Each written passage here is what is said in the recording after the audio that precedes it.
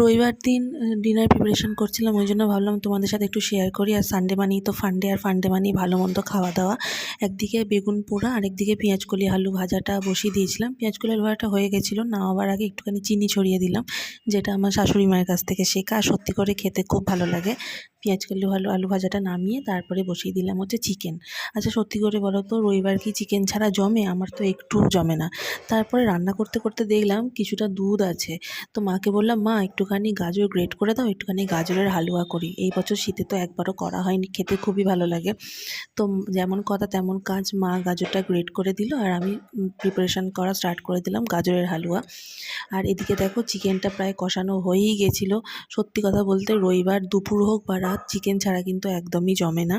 আর রাতে তো রুটি আমার আর দীপের জন্য করেছিলাম, বাদবাকি সবার জন্য ভাত করেছিলাম। তো এটা হচ্ছে ডিনার প্রিপারেশান, আর ডিনার থালাটা নিয়ে আসছি পরের ভিডিও।